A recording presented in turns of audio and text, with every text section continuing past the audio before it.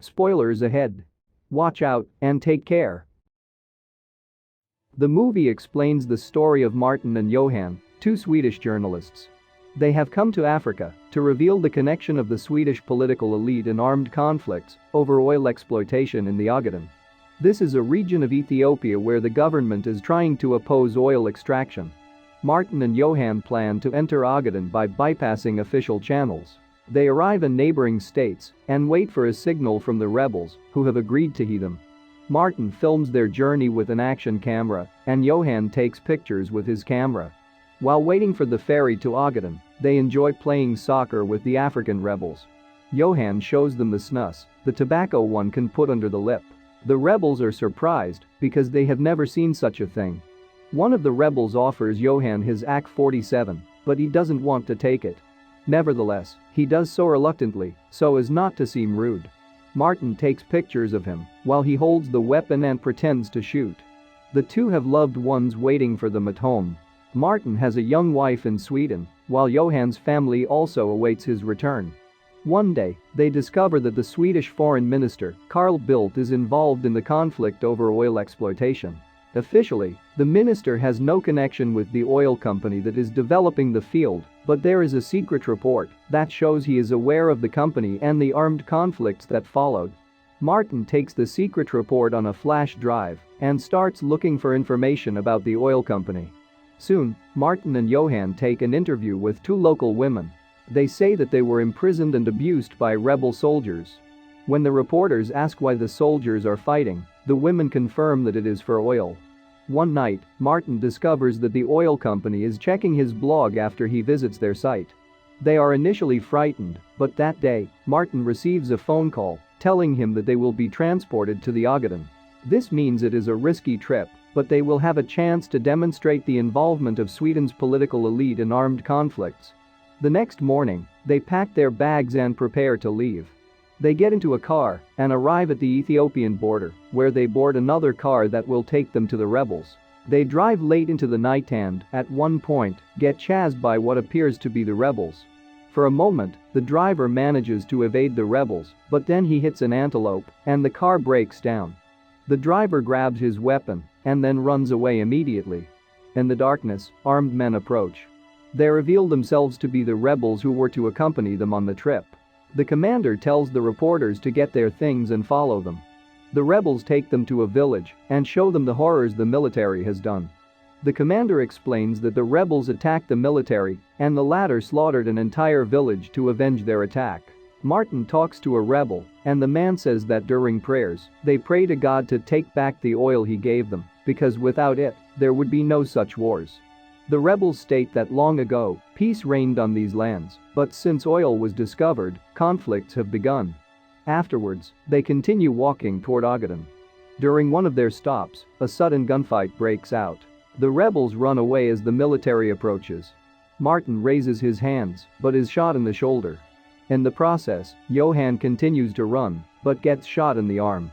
He takes off his shirt to show that he is white. The military then surrounds the reporters and films them with their phones. They treat the journalists' wounds and take them to the vice president of the region, Virer. He claims that he saved them from rebels, but the journalists try to explain that he is wrong.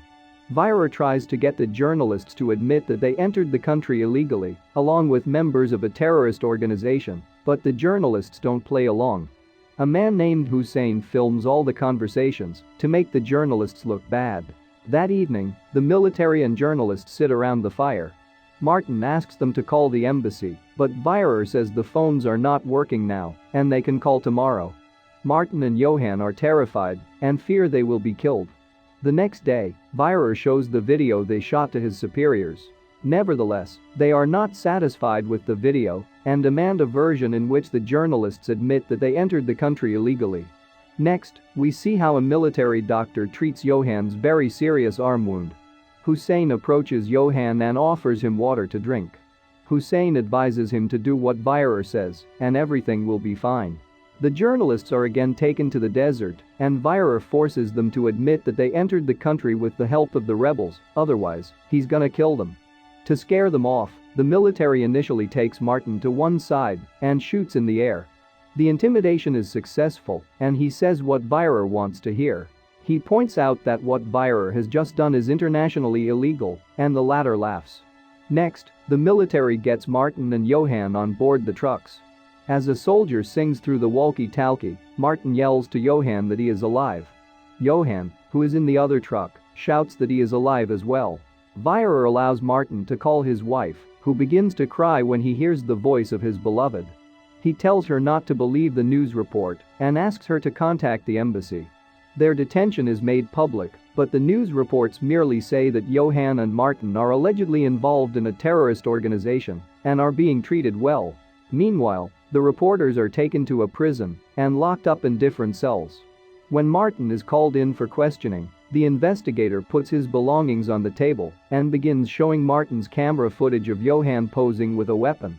Ethiopian authorities use this footage as evidence of the journalist's involvement in terrorist activities.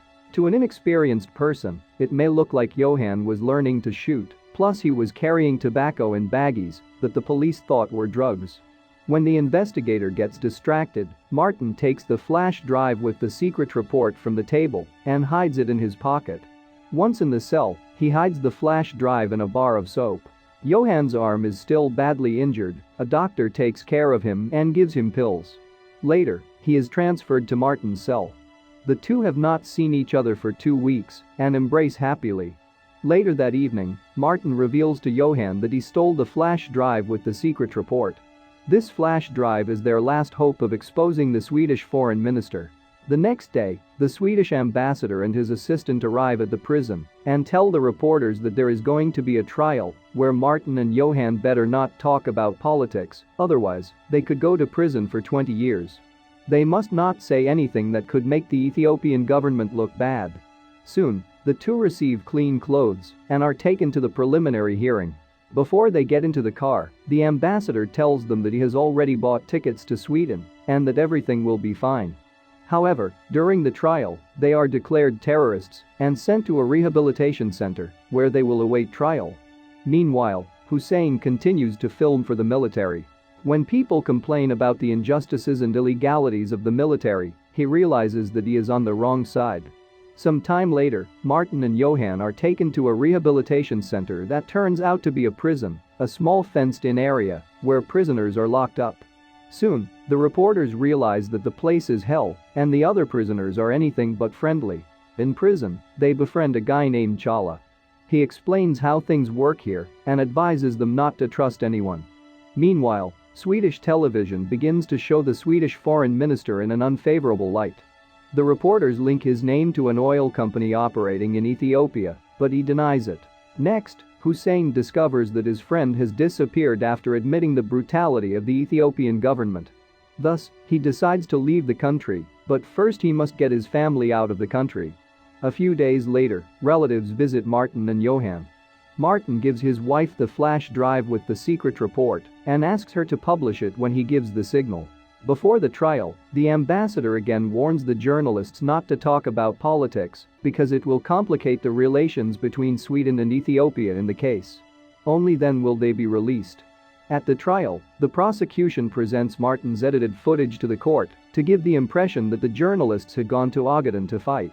Martin and Johan try to explain that they were not involved in terrorist activities and were simply using rebel services to infiltrate Ogaden. However, the prosecution wins, and the court sentences the journalists to 11 years in prison. After the trial, the ambassador returns to see them and tells them that the politicians appreciated the journalists during the trial and that they did not make the oil company's situation public. The authorities are ready to release them, but only if they admit their guilt and sign a petition for pardon. They have a choice between appealing and waiting more than a year for a new trial, or renouncing their journalistic principles and bowing to the dictatorial regime. If they appeal, there is no guarantee that they will be released. In fact, there is a risk that they will receive a harsher sentence after the appeal, but they don't believe in a pardon either, since they have been deceived more than once.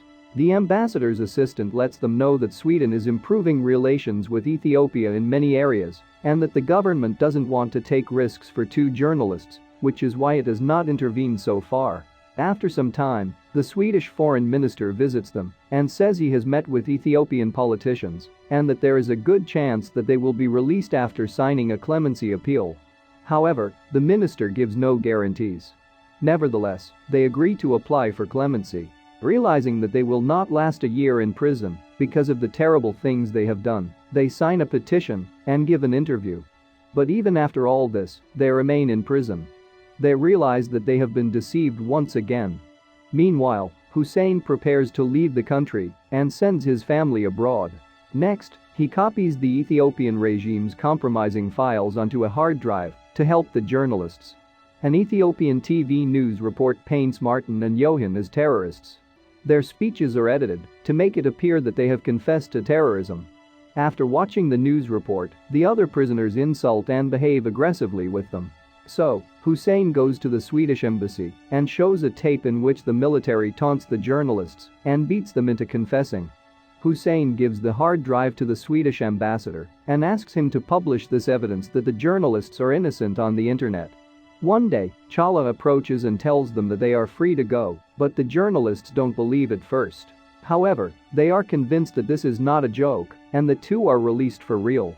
But they don't stop being afraid until the plane takes off. They believe the authorities may reverse course and they will be imprisoned again.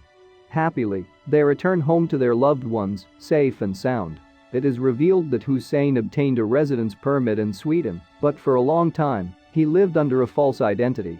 The oil company was discovered to be in violation and withdrew from Ethiopia. The country's politics changed after the high-profile case, and the authorities became more transparent. The end. Thanks for watching. Subscribe if you'd like to see more videos update. Turn on the notifications and leave a like to help the channel.